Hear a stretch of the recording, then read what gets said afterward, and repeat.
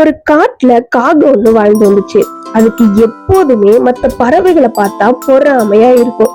ஒரு நாள் அது ஒரு மயிலை பார்த்துச்சு. அதோட அழகு அத கண்ணை ஈர்த்துச்சு. இவ்வளவு அழகான நிறங்களான்னு பார்த்தாது. நானும் அப்படியே மாறினா எப்படி இருக்கும், நானும் அதே மாதிரி மாற நினைக்கிறேன்னு நினைச்சுச்சு. அது தரையில கடந்த கலர் கலர் இறகுகளை எல்லாம் சேகரிச்சு தன்னோட உடல்ல போட்டுக்குச்சு. பிறகு மயில் கூட்டத்தோட போய் சேர்ந்துச்சு. கொஞ்ச நாளுக்கு அப்புறமா மயில்கள் எல்லாத்துக்கும் சந்தேகம் வந்து நீ எங்களோட இனத்தான் இல்லைன்னு சொல்லி அதை துரத்தி விட்டாங்க. நீ உண்மையான மயில் இல்லைன்னு துரத்துனாங்க. அவமானப்பட்ட காகம் மறுபடியும் தன்னோட கூட்டத்துக்கு போய் சேர்ந்துடலான்னு தன்னோட கூட்டத்துக்கு வந்துச்சு. ஆனா அங்க உள்ள காகங்கள் அதை ஏத்துக்கிறல. நீ எங்களை விட்டு போயிட்டல, நீ இங்க இருந்து போன்னு காக கூட்டங்கள் எல்லாம் வரட்டுச்சு. அப்பதான் காகத்துக்கு புரிஞ்சுச்சு, நம்மள மாதிரியே இருக்கிறது தான் நல்லது. மத்தவங்களை போல நடிக்க ஆரம்பிச்சோம்னா அங்கேயும் நம்மள சேர்த்துக்கிற மாட்டாங்க, நம்மளோட இனமும் நம்மள சேர்த்துக்கிறாங்கன்னு.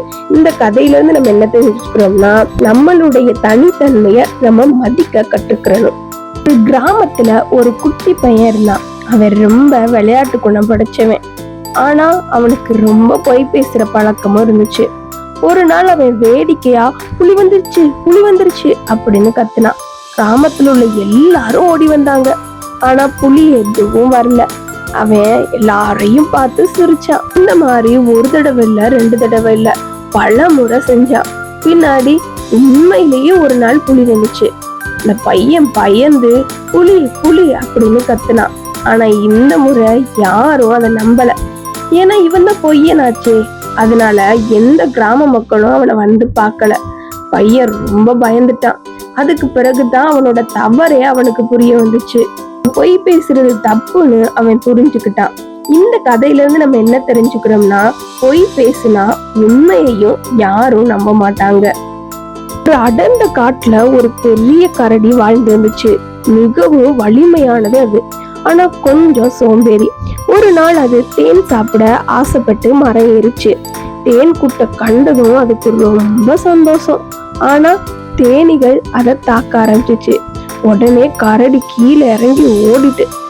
கொஞ்ச நாளுக்கு அப்புறம் அது நினைச்சிச்சு, நான் பலவான்னு நினைச்சேன், ஆனா ஒரு சின்ன தேனீகளுக்கு கூட பயந்து ஓடுறேனே அப்படின்னு நினைச்சாது. அப்புறம்தான் யோசிச்சுச்சு. ஒரு புத்திசாலித்தனமான வழியை யோசிச்சுச்சு. அடுத்த நாளே ஒரு புகையோட போய் அந்த தேனீகள் எல்லாம் ஓட்டி அமைதியா தேனை எடுத்து சாப்பிட ஆரம்பிச்சிச்சு.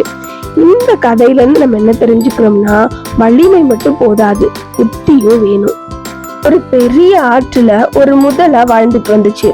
அது எப்போதுமே தன்னை ரொம்ப வலிமையானவன் அப்படின்னு பெருமைப்பட்டு இருந்துச்சு. ஒரு நாள் ஒரு யானை ஆத்துக்கு தண்ணி குடிக்க வந்துச்சு.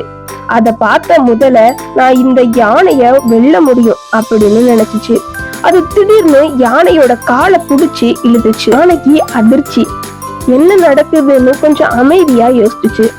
யானை மெதுவா கரைக்கு போக முயன்றுச்சு. முதல்ல தண்ணிக்குள்ள இழுக்க முயற்சிச்சு. 2 பேருக்கும் போராட்டம் நடந்துச்சு. கடைசியில யானை முழு வலிமையை பயன்படுத்தி முதலைய கரைக்கு இழுத்துட்டு வந்துச்சு. கரைக்கு வந்த உடனேயே தன்னோட வலிமைய பயன்படுத்தி அந்த ஒரு அடி அடிச்சுச்சு. கடைசியில யானை ஜெயிச்சுச்சு. முதல்ல உடனே விடுவிச்சு தண்ணிக்குள்ள ஓடியே போயிடுச்சு. அப்பதான் அது புரிஞ்சுக்குச்சு, ஒவ்வொருத்தவங்களுக்கும் அவங்கவுங்க இடத்துல தான் பழம் இருக்கு அப்படின்னு. இந்த கதையில இருந்து நம்ம என்ன தெரிஞ்சுக்கிறோம்னா, உன் பழம் இருக்கிற இடத்துலதான் நீ வெற்றி பெறுவ. காட்டுல ஒரு புத்திசாலி நரி இருந்துச்சு. அது எப்போதுமே சுலபமா உணவு கிடைக்க வழி எது அப்படின்னு யோசிச்சுட்டே இருக்கும். ஒரு நாள் அது ஒரு கிணத்துக்கு அருகே போச்சு. அங்க உள்ள பார்த்தப்ப தண்ணியில தன்னோட நிழலை பார்த்துச்சு. அத பார்த்த நரி கொஞ்சம் கூட யோசிக்கல. அட, இன்னொரு நரி உள்ள இருக்கே, அது பெருசாவும் கொளுத்ததாவும் இருக்கே அப்படின்னு நினைச்சுது. அதை பிடிக்கணும் அப்படின்னு சொல்ற ஆசையில உடனே கிணத்துக்குள்ள கொஞ்சமும் யோசிக்காம குதிச்சிச்சு. உள்ள போனதுக்கு அப்புறம் தான் அதுக்கு புரிஞ்சிச்சு, அது வேற யாரும் இல்ல, தன்னோட நிழல் தான். கிணத்துல இருந்து வெளியே வர முடியாம அது கஷ்டப்பட்டுட்டு இருந்துச்சு. இந்த கதையில இருந்து நம்ம என்ன தெரிஞ்சுக்கிறோம்னா, யோசிக்காம செஞ்சா நஷ்டம் நமக்கு தான்.